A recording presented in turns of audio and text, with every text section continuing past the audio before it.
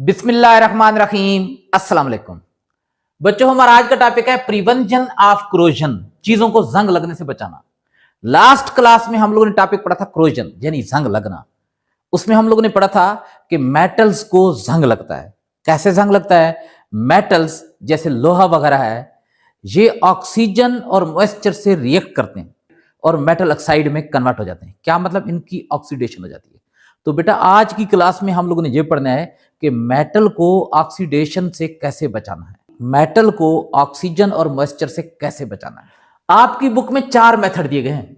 एक दिया गया है कोटिंग विद पेंट, एक दिया गया है coating with a thin layer of another metal, तीसरा दिया गया है एलोइंग और चौथा दिया गया है कैथोडिक प्रोटेक्शन। कोटिंग, जरा देखिए यहां पर भी कोटिंग का लफ्ज इस्तेमाल हो रहा है, यहां पर भी कोटिंग का इस्तेमाल। कोटिंग का क्या मतलब होता है? किसी चीज के ऊपर किसी और चीज की लेयर लगा देना। लोहे को जंग क्यों लगता है? अगर मैं आपको ये समझाऊं, ये आप लोगों के पास एक आयरन की शीट है, ये सारी की सारी आयरन के एटम से बनी हुई है। इसको जंग क्यों लगता है? वजह ये होती है कि जो एनवायरनमेंट में, एटमॉस्फेयर में, हवा के अंदर जो बेटा ऑक्सीजन होती है ना, ऑक्सीजन O2, और जो मॉइस्चर होती है, मॉइस्चर, वो आयरन के साथ रिएक्ट करती है और इसको किस में कन्वर्ट कर देती है? Fe2O3, आयरन, आयरन के साथ ऑक्सीजन और डॉट XH2O। H2O क्या मतलब? मॉइस्चर, पानी। मॉइस्चर, नमी क्या होती है? हवा में जो पानी होता है उसे मॉइस्चर या नमी कहते हैं। जब लोहा इसमें कन्वर्ट हो जाता है हवा की ऑक्सीजन और मॉइस्चर के साथ रिएक्ट करके, तो हम लोग कहते हैं कि लोहे को जंग लग गया है।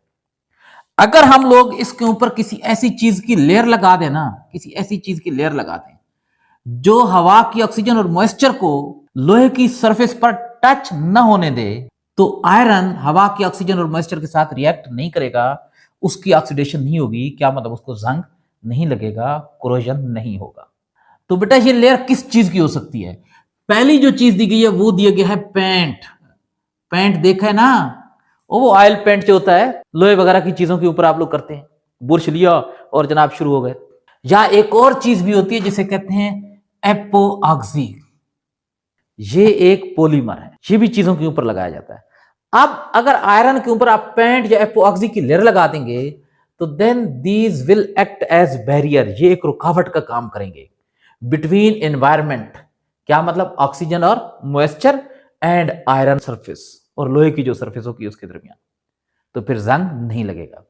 लेकिन बेटा पेंट को प्रेफर किया जाता है एपोऑक्सी पर। एपोऑक्सी इतनी ज्यादा इस्तेमाल नहीं होती, पेंट ज्यादा इस्तेमाल होता है। वजह क्या है? वजह यह है कि एक तो ये चीप है, सस्ता है, दूसरा इसको आसानी से आप लोग इस्तेमाल कर सकते हैं। आप लोग क्या करते हैं? बुरश लिया, पेंट में डिप किया और जिस चीज के ऊपर पेंटिंग करनी होती है उसके ऊपर खुद शुरू, या वो देखा है ना जो गाड़ियों के ऊपर पेंट कर रहे होते हैं, वो हवा का पाइप उन्होंने जोड़ा होता है, एक उनके पास छोटी सी वो कंटेनर्स होता है, उसके अंदर पेंट डालते हैं और जनाब एक स्प्रे सा बनाकर वो कर रहे होते हैं। तो आसान तरीका है। दूसरा, easy to apply, easy to apply, इसको इस्तेमाल करना आसान है। एक तो ये पॉइंट आप लोगों ने लिख देना है, दूसरा ये पॉइंट लिखना है एक्ट एज बैरियर बिटवीन, कौन सी चीज बेटा? Metal surface and environment.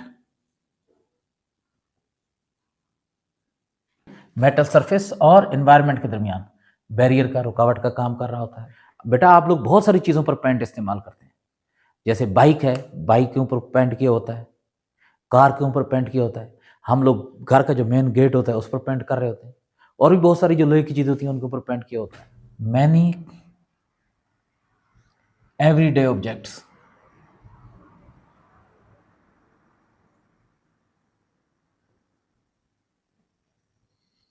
Like car, bike, आपकी बुक में तो रेलवे लिखा हुआ है, एरोप्लेन लिखी हुई हैं, बहुत सारी चीजें लिखी हैं, ठीक है, आर कोटेड विथ पेंट। तो पेंट कौन कौन से काम करता है? पहला काम तो क्या काम करता है? जंग से बचाता है। दूसरा बेटा gives visual appeal, visual appeal, क्या मतलब, उन चीजों को खूबसूरत भी बनाता है। विजुअल अपील का क्या मतलब होता है, खूबसूरत बनाना। तो भाई कार के ऊपर जो पेंट किया जाता है ना, वो उसको जंग से तो बचाता ही है, लेकिन साथ साथ उसको खूबसूरत भी बनाता है। आप कोई ऐसी कार देखेंगे ना जिसके ऊपर पेंट वगैरह हटा होगा, तो आप कहेंगे यार ये तो बहुत खटारा पुरानी कार है, देखने को भी दिल नहीं करेगा। कोटिंग विद पेंट में जस्ट 4 पॉइंट ही लिखने हैं। अब बेटा coating with a thin layer of another metal, एक तो बेटा हम लोग मेटल को जंग से बचाने के लिए ना उसके ऊपर पेंट वगैरह लगा देते हैं। दूसरा ये होता है कि बाज़ औक़ात लोहे की चीज बनी होती है और लोहे को तो जल्दी जंग लग जाता है। लोहा एक ऐसी मेटल है दैट इज रेडली क्रोडेड, तो उसको जंग से बचाने के लिए ना उसके ऊपर किसी ऐसी मेटल की लेयर लगा देते हैं जिसको आसानी से जंग नहीं लगता। तो ये वाला मेथड क्या कहलाता है, coating with a thin layer of another metal. A metal that is readily corroded, readily corroded जिसको जल्दी जंग लग जाता है, is coated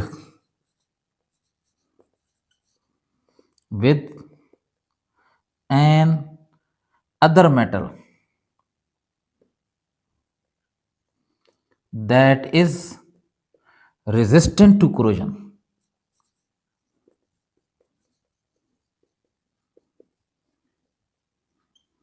जिसको जंग नहीं लगता। जैसे मैं आपको एक कॉमन सी एग्जांपल देता हूं, टिन प्लेटिंग बहुत ज्यादा यूज होती है हमारी डेली लाइफ में। टिन मेटल है, आप लोग उसको टीन बोलते हैं। वो लफ्ज सुना है टीन डब्बे वाला, वो असल में लफ्ज टीन नहीं होता, टिन होता है। पेप्सी के कैन देखें, टिन के बने होते हैं, वो असल में टिन के नहीं होते, लोहे की शीट होती है।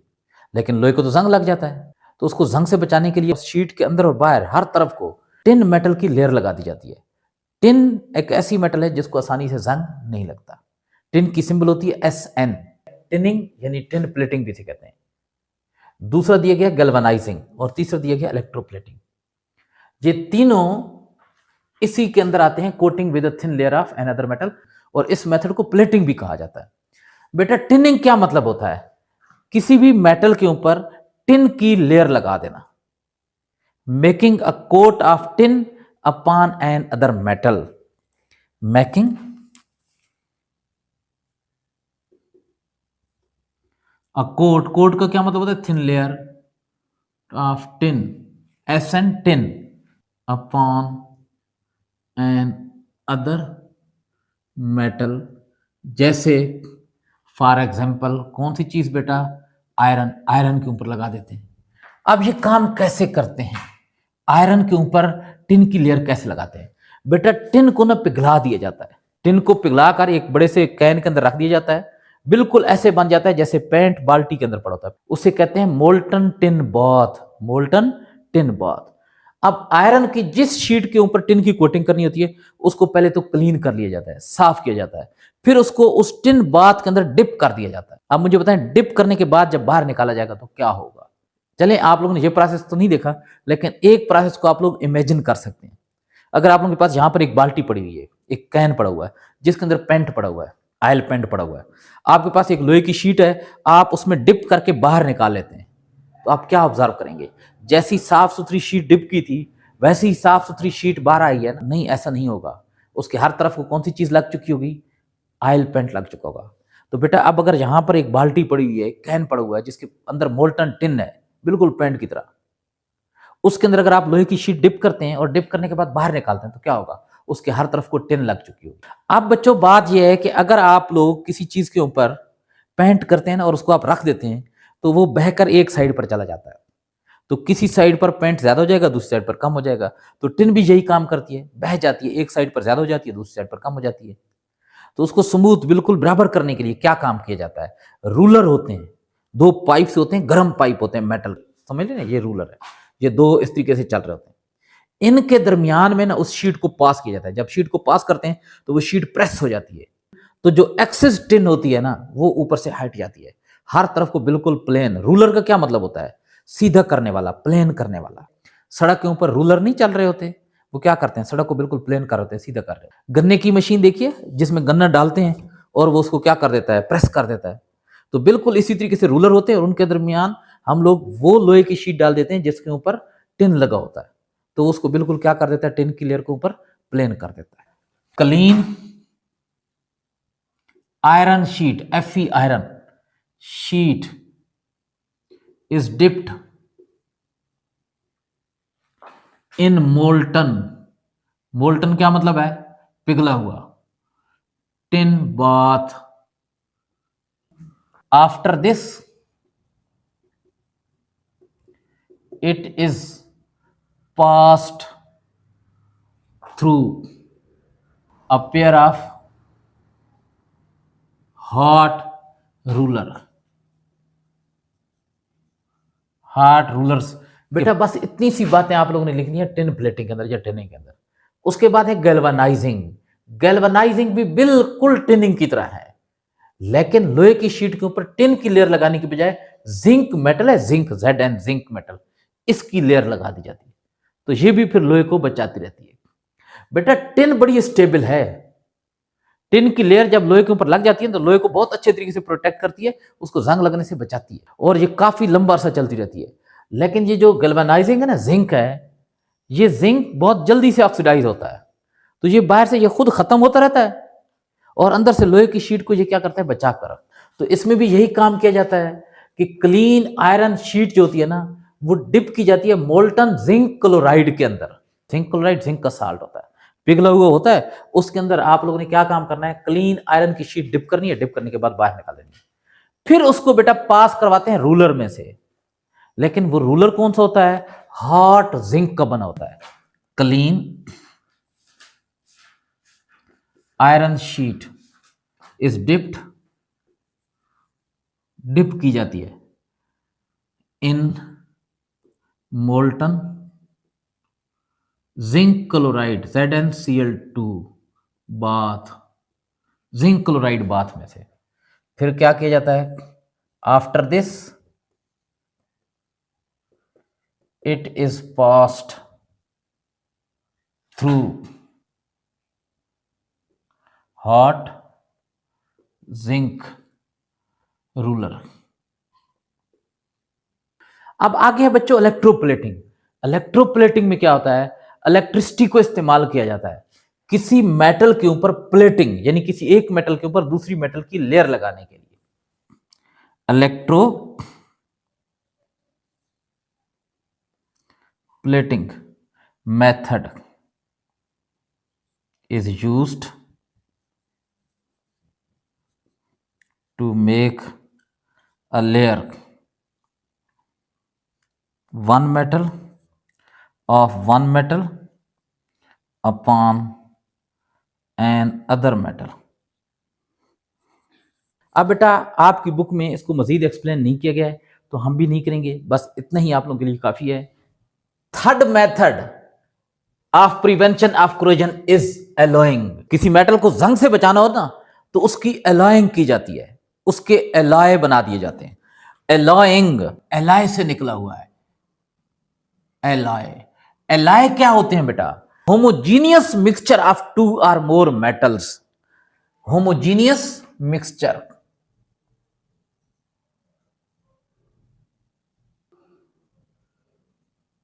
Of two or more metals is called alloy। दो या दो से ज्यादा मेटल्स को अगर आप मिक्स कर दें और मिक्सचर ऐसा बन जाए कि होमोजीनियस। होमोजीनियस क्या मतलब है, बजाय देखने में ऐसा लगे जैसे एक ही चीज है।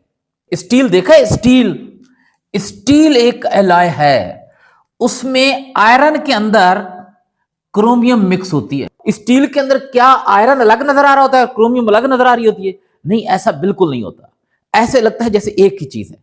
तो जब बाहर ऐसे लगे कि जैसे एक ही चीज है ना, तो वो कहलाता है होमोजीनियस मिक्सचर। तो एलॉय क्या होता है, होमोजीनियस मिक्सचर होता है दो या दो से ज्यादा मेटल्स का। और बेटा एलॉय फॉर्मेशन का जो प्रोसेस है ना, एलॉय बनाने का जो प्रोसेस है, वो क्या कहलाता है, एलॉइंग। एलॉय क्यों बनाए जाते हैं बेटा, जितनी भी एलॉय है ना, हर एलॉय के दो कैरेक्टर कॉमन होते हैं। कौन सा, एक वो रेजिस्टेंट टू कोरोजन होता है, उसे जंग नहीं लगता। दूसरा इट इज टफ, मजबूत हो जाता है। स्टील एलॉय है, उसके अंदर दो खूबियां आ गई। स्टील की चीजों के ऊपर क्या लिखा होता है, स्टेनलेस स्टील। स्टेन क्या मतलब है, दाग। किस चीज के दाग भाई, जंग के दाग। स्टेनलेस जिस पर दाग नहीं लगते, जिसको जंग नहीं लगता। स्टील क्या मतलब, ये ऐसा स्टील है जिसको जंग नहीं लगता। Stainless steel, stainless steel. तो बेटा एलॉइंग से क्या होता है, मेटल की कोरोजन की जो टेंडेंसी होती है, कोरोजन क्या मतलब है, ऑक्सीडाइज होना। तो मेटल की जो ऑक्सीडाइज होने की टेंडेंसी है, ऑक्सीडाइज होने की जो सलाहियत है, वो क्या हो जाती है, कम हो जाती है। Alloying reduces the tendency of a metal to corrode या टू ऑक्सीडाइज। अब बच्चों जो लास्ट मेथड है वो है कैथोडिक प्रोटेक्शन या सैक्रिफिशियल प्रोटेक्शन। सैक्रिफाई का क्या मतलब होता है, कुर्बानी देना। कुर्बानी का क्या मतलब होता है, बंदा किसी और के नफे के लिए अपना नुकसान कर देना, तो इसे कहते हैं कुर्बानी। आप जरा इस चीज को समझते हैं, कोरोजन होता क्या है, मेटल की ऑक्सीडेशन हो जाती है।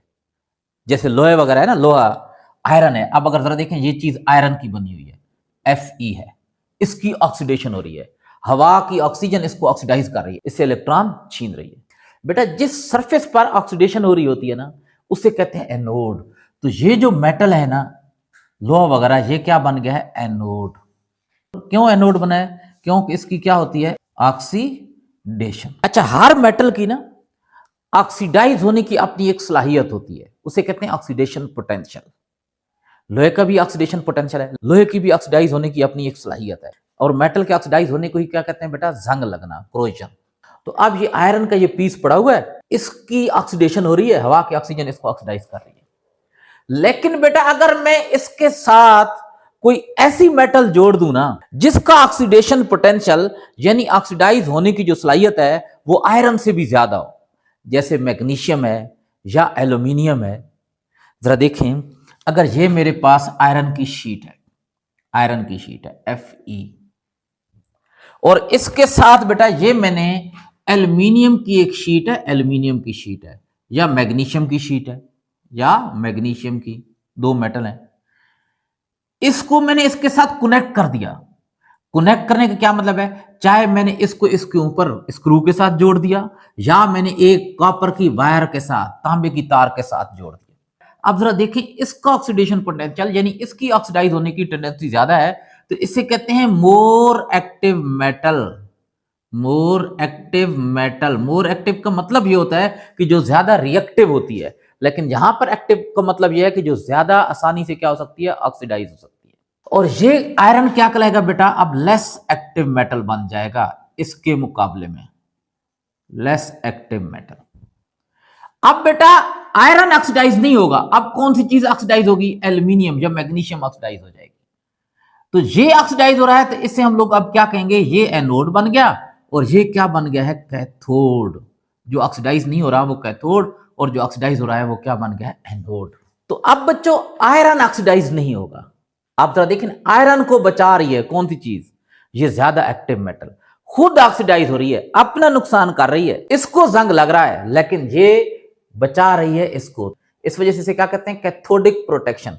क्या मतलब, ये कैथोड बन गए, अब इसकी प्रोटेक्शन हो रही है। या सैक्रिफिशियल प्रोटेक्शन, क्या मतलब, ये जो एनोड बना है ना, मोर एक्टिव मेटल जो है ना, ये सैक्रिफाई कर रही है, ये अपना नुकसान कर रही है और इसको क्या कर रही है, प्रोटेक्ट कर रही है। तो बेटा इसमें हम लोग क्या लिखते हैं, the metal that is to be protected from corrosion, वो मेटल जिसको हम लोगों ने कोरोजन से क्या करना होता है, प्रोटेक्ट करना होता है। For example Fe is made cathode, उसे क्या बना दिया जाता है, कैथोड बना दिया जाता है। And is connected with more active metal, for example aluminium और magnesium, that act as anode, वो किसका काम कर रही होती है, एनोड का काम कर रही होती है। These more active metal oxidize होती हैं and protect the iron to be corrode, iron को जंग लगने से क्या करती हैं, बचाती हैं। अब ये मेथड कहां कहां इख्तियार किया जाता है बेटा, जंग कौन सी जगह पर लगता है, जहां पर मॉइस्चर ज्यादा होती है, जहां पर नमी ज्यादा होती है। तो बेटा ये जो गैस के पाइप होते हैं ना, गैस पाइपलाइन होती है, जमीन के अंदर दबे हुए होते हैं, तो इनकी कैथोडिक प्रोटेक्शन की जाती है। इनके साथ जगह जगह पर मैग्नीशियम के पीसेस लगा दिए जाते हैं। जैसे जरा देखें, ये एक पाइप है, ये पाइप जमीन में दबा हुआ है। अब जमीन के अंदर मॉइस्चर होती है, या हो सकता है कि ये पाइप समुद्र में से गुजर रहा हो, तो समुद्र के एनवायरनमेंट तो बेटा बहुत ज्यादा क्रोजिव होता है। यानी वैसे नॉर्मल पानी से अगर जंग स्लो लग रहा हो ना, तो पानी के अंदर एसिड या पानी के अंदर नमक डाल दें, जंग लगने का प्रोसेस बहुत तेज हो जाए। इसको बचाने के लिए इसके साथ वक्फे वक्फे पर मैग्नीशियम लगा दी जाती है, मैग्नीशियम के पीसेस लगा दिए जाते हैं, मैग्नीशियम के पीसेस लगा दिए जाते हैं। अब मैग्नीशियम ये आयरन है, Fe है, और ये कौन सी चीज है, मैग्नीशियम है। अब मैग्नीशियम क्या करेगा, खुद ऑक्सीडाइज होता रहेगा, उसको खुद को जंग लगता रहेगा, लेकिन ये क्या रहेगा, बचा रहेगा, आयरन बचा रहेगा, कैथोडिक प्रोटेक्शन। लेकिन सही बात बताऊं, कैथोडिक प्रोटेक्शन के एक अल्टरनेटिव भी है कि अगर आप इसको बिजली के नेगेटिव टर्मिनल के साथ जोड़ दें ना, बिजली के दो टर्मिनल होते हैं ना, पॉजिटिव और नेगेटिव, तो अगर इसको आप पाइप को बिजली के नेगेटिव टर्मिनल के साथ जोड़ दें ना, तो वो एनोड का काम करेगा, वो इसको ऑक्सीडाइज होने से क्या करता रहेगा, बचाता रहेगा। एक तो बेटा यहाँ पर ये जो अंडरग्राउंड पाइप वगैरह होते हैं या समुद्र के अंदर जो पाइप वगैरह होते हैं, उनकी प्रोटेक्शन की जाती है कैथोडिक प्रोटेक्शन के जरिए। और दूसरी बेटा जो शिप्स होते हैं ना, शिप की जो बॉडी होती है ना, दो हिस्से पानी के अंदर डूबी होती है और एक हिस्सा ऊपर होती है। अब ये शिप की बॉडी है ना, ये शिप की बॉडी है, ठीक है। अब ये सारी की सारी आयरन की बनी होती है, लोहे की बनी होती है। और आपको पता है सी समुद्र को जो एनवायरनमेंट होता है वो बहुत ज्यादा क्रोजिव होता है, तेजी से जंग लगता है। तो इसकी बॉडी को जंग से बचाने के लिए इसके साथ ना बड़े बड़े मैग्नीशियम के बार, बड़े बड़े मैग्नीशियम के ना रॉड से इसके साथ अटैच कर दी जाते हैं, ये मैग्नीशियम है। अब मैग्नीशियम क्या करेगा, यहां पर मैग्नीशियम एनोड का काम करेगा। क्या मतलब, मैग्नीशियम की ऑक्सीडेशन होती रहेगी। याद है ना लास्ट क्लास में मैंने आपको बताया था कि ये एमसीक्यूज बहुत ज्यादा आता है, at the surface of anode dash process take place, क्या मतलब ऑक्सीडेशन। तो ये एनोड का काम करता है, इसकी ऑक्सीडेशन होती है। और बेटा ये किसके तौर पर काम करेगा, कैथोड, इसकी ऑक्सीडेशन नहीं होगी, आयरन बचा रहेगा। मैग्नीशियम की ऑक्सीडेशन, मैग्नीशियम को जंग लगता रहेगा, वो खत्म होता रहेगा, और आयरन यानी ये जो बॉडी है ना शिप की, ये बची रहेगी। जब देखा जाएगा ये खत्म हो रहा है, बिल्कुल खत्म होने के करीब है, तो इस बार को हटा दिया जाएगा, इसकी जगह नई बार लगा दी जाएगी, शिप महफूज रहेगा, शिप को कुछ भी नहीं होगा। अच्छा, अगर आप ये चाहते हैं कि भाई मैग्नीशियम को हम लोग ने बचाना हो जंग लगने से, ऑक्सीडेशन से, तो मैग्नीशियम का कैथोड बना दें, मैग्नीशियम के साथ कोई ऐसी मेटल अटैच करवा दें जो मैग्नीशियम से भी ज्यादा एक्टिव हो, उसका ऑक्सीडेशन पोटेंशियल मैग्नीशियम से भी ज्यादा हो। ऑक्सीडेशन पोटेंशियल या रिडक्शन पोटेंशियल की पूरी एक लिस्ट आती है, उसे कहते हैं ECS, electrochemical theory. First year में आप जाएंगे तो वहां पर जो इलेक्ट्रोकेमिस्ट्री का चैप्टर होगा ना, उसके अंदर पूरी वो ईसीएस बनी होती है, उसमें आप देख कर बता सकते हैं कि कौन सी चीज है जिसका ऑक्सीडेशन पोटेंशियल ज्यादा है। तो मैग्नीशियम के साथ अगर कोई आप ऐसी मेटल कनेक्ट कर दें जिसका ऑक्सीडेशन पोटेंशियल मैग्नीशियम से भी ज्यादा हो, तो फिर क्या होगा, वो एनोड का काम करना शुरू कर देगी, उसकी ऑक्सीडेशन शुरू हो जाएगी, उसको जंग लगना शुरू हो जाएगा, लेकिन उसकी वजह से मैग्नीशियम बची रहेगी। हाँ, शर्त यह है कि वो मैग्नीशियम के साथ कनेक्टेड हो, चाहे मैग्नीशियम की सरफेस के ऊपर अटैच हो, चाहे फासले पर हो, लेकिन एक तार के जरिए अटैच हो। ये इसको कैसे बचाता है भाई, ये अगर बहुत ज्यादा फासले पर भी हो ना, इससे बहुत ज्यादा फासले पर भी हो, लेकिन एक तार के जरिए जुड़ा हुआ हो, वायर के जरिए, वो तार जिसमें से बिजली गुजर सकती है, जैसे कापर की वायर होगी या किसी और मेटल की वायर होगी, या भले फासला ना हो, ये इसके सरफेस के ऊपर रखा हुआ क्यों ना हो, ऐसे खाली इसकी सरफेस के ऊपर रख दें, तब भी ये इसको क्या करेगा, बचाएगा। कैसे बचाएगा, मैकेनिज्म क्या है, तरीकाकार क्या है भाई। आयरन को जंग लगने का मतलब क्या, आयरन की ऑक्सीडेशन हो जाती है, हवा की ऑक्सीजन आती है, इससे इलेक्ट्रॉन छीन लेती है, इलेक्ट्रॉन छीन लेती है, इस पर कितना चार्ज आ जाता है, +3। 3 इलेक्ट्रॉन किसने ले लिए, ऑक्सीजन ने, 3 इलेक्ट्रॉन ले गई कौन सी चीज, हवा की ऑक्सीजन। अब इसकी ऑक्सीडेशन हो गई, क्या मतलब, इसको जंग लग गया। जब आयरन पर +3 चार्ज आ जाए या +2 चार्ज आ जाए, तो हम लोग कहते हैं आयरन की ऑक्सीडेशन हो गई है, इसको जंग लग गया है। भाई पहले आयरन पर कितना चार्ज था, Fe0 था, अब किस में कन्वर्ट हो गया, Fe+3। अगर आपने ऑक्सीडेशन और रिडक्शन का प्रोसेस अच्छे तरीके से समझा हुआ है ना, तो ये आपको समझ में आ जाएगा कि इसका ऑक्सीडेशन नंबर बढ़ गया, क्या मतलब इसकी ऑक्सीडेशन हो गई है। अब बेटा मेटल के ऊपर जब कोई चार्ज नहीं होता, ये सॉलिड फॉर्म में है, मेटेलिक बॉन्ड के जरिए ये आयरन के एटम एक दूसरे के साथ जुड़े होंगे मजबूती से, लेकिन जैसे इसके ऊपर चार्ज आ जाता है ना, तो मेटेलिक बॉन्ड इसका टूट जाता है, तो ये वहां से गिरना शुरू हो जाता है, गिरना शुरू हो जाएगा, क्या मतलब मेटल खत्म होना शुरू हो जाएगी। लेकिन जैसे इस पर +3 चार्ज आता है, +3 चार्ज क्यों आया, क्योंकि इसने इलेक्ट्रॉन दिए, तो फौरन ये एल्यूमिनियम से इलेक्ट्रॉन ले लेता है। क्यों, क्योंकि एल्यूमिनियम की इलेक्ट्रॉन देने की सलाहियत आयरन से ज्यादा है, तो एल्यूमिनियम फौरन अपने 3 इलेक्ट्रॉन देगा, एल्यूमिनियम पर कितना चार्ज आ जाएगा, +3, और वो 3 इलेक्ट्रॉन जो है ना फौरन इस तार के जरिए इसको मिल जाएंगे। आयरन को जैसे इलेक्ट्रॉन मिलेंगे, इसका चार्ज खत्म हो जाएगा, दोबारा ये किस में कन्वर्ट हो जाएगा, Fe में। क्या मतलब, इसकी ऑक्सीडेशन हम कहेंगे कि नहीं हुई, ये जंग लगने से क्या रहेगा, बचा रहेगा। और ये एल्यूमिनियम +3 आयन में कन्वर्ट हुआ, ये यहाँ से नीचे गिरता जाएगा, पानी वगैरह में, ये जहाँ भी होगा ये गिरता जाएगा, ये खत्म होता रहेगा। उम्मीद है कैथोडिक प्रोटेक्शन आप लोगों को अच्छे तरीके से समझ में आ चुकी होगी। अब बच्चों मैं इसके नोट्स लिख देता हूं।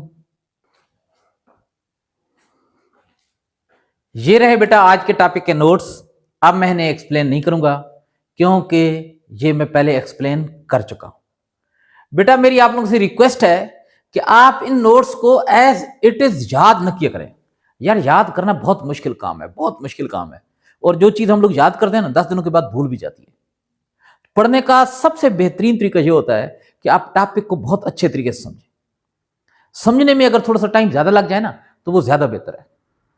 फिर उसके बाद इन नोट्स को पढ़ें, इनसे आइडिया लें किस तरीके से लिखना है, पॉइंट्स वगैरह किस तरीके से बनेंगे, कौन से इंपॉर्टेंट वर्ड हैं जिन्हें हम लोगों ने मार्कर से लिखना है। फिर उसके बाद उस टॉपिक को अपने अल्फाज में लिखने की कोशिश करें। आप 2 या 3 चैप्टर में ऐसा करके देखें, याद करने से जान छूट जाएगी, जिंदगी आसान हो जाएगी। दुआएं देंगे गरीब को। और ये रहे बेटा कैथोडिक प्रोटेक्शन के नोट्स। बच्चों आज की क्लास में इतना ही, मिलेंगे इंशाल्लाह अगली क्लास में। अल्लाह हाफिज।